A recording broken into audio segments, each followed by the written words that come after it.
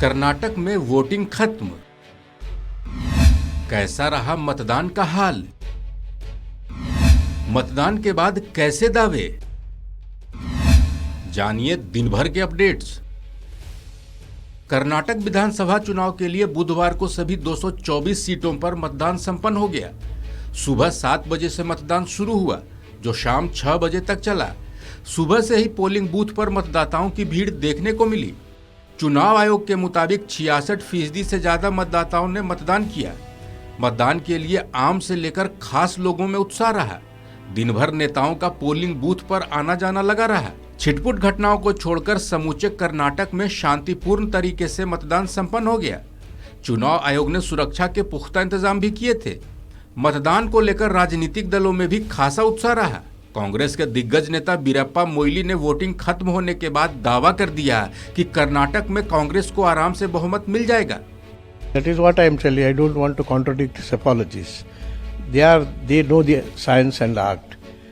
They may have their own grounds, which I don't dispute about it. But according to my common sense and my experience of 55 years in politics, I find that Congress should get, if not tremendous, but at least a comfortable majority to form a government. दूसरी तरफ कांग्रेस के अध्यक्ष मल्लिकार्जुन खड़गे के अलावा सिद्धारमैया ने भी दावा कर दिया कि उनके दल की जीत पक्की है। कांग्रेस की सरकार बनने के बाद पहली कैबिनेट में 5 गारंटियों को लागू किया जाएगा। कर्नाटक की जनता से किए गए हर वादे को पूरा किया जाएगा। After observing the people of the Karnataka, that Congress party would get 130 plus seats.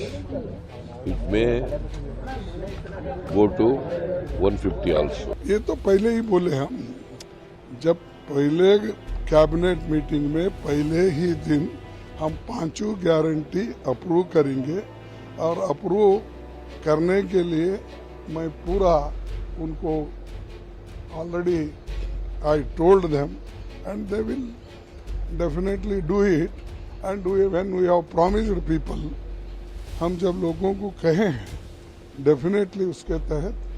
Congress नेताओं ने अपनी सरकार बनाने का दावा किया तो बीजेपी नेता और कर्नाटक के मौजूदा सीएम बसवराज बोम्मई ने भी अपना दावा पेश कर दिया। बोम्मई ने कहा कि बीजेपी को कर्नाटक में रिकॉर्ड सीट मिलेगी। कर्नाटक की जनता ने विकास के मुद्दों को ध्यान में रखकर मतदान किया है। इसका फायदा बीजेपी को जरूर मिलेगा। There is a fight between development and negative campaign, sinister campaign, which Congress has to try to do it. But however, the people of Karnataka are always positive oriented, positive mind, and they vote for positive development.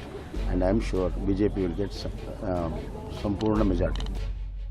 अगर कर्नाटक में 2018 में हुए विधानसभा चुनाव के नतीजों को देखें तो 224 में से 222 सीटों के लिए मतदान हुआ था। कुल 72% मतदाताओं ने वोट डाले थे। 15 मई 2018 को घोषित हुए रिजल्ट में बीजेपी सबसे बड़ी पार्टी बनी थी, लेकिन किसी भी दल को स्पष्ट बहुमत नहीं मिला था। बीजेपी को 104, कांग्रेस को 78 और जेडीएस को 37 सीटें मिली थी। रिजल्ट निकलने के बाद कांग्रेस और जेडीएस ने मिलकर सरकार बना ली। हालांकि कुछ समय बाद बीजेपी ने कई विधायकों को अपने पाले में कर लिया, जिससे सरकार गिर गई। इसके बाद बीजेपी नेता येदियुरप्पा ने मुख्यमंत्री की कमान संभाली, लेकिन बाद में बोम्मई को कर्नाटक का सीएम बनाया गया। इन सब के बीच 2023 के कर्नाटक विधानसभा चुनाव के लिए बुधवार को वोटिंग संपन्न हो गई। अब इंतजार 13 मई का है, जब कर्नाटक विधानसभा चुनाव के नतीजों की घोषणा की जाएगी। चलते चलते आपको बता दें, one India Hindi YouTube channel पर 13 मई की सुबह 8 बजे से लगातार कर्नाटक चुनाव के रिजल्ट से जुड़े लेटेस्ट अपडेट दिखाए जाएंगे। तो बने रहिए वन इंडिया हिंदी के साथ।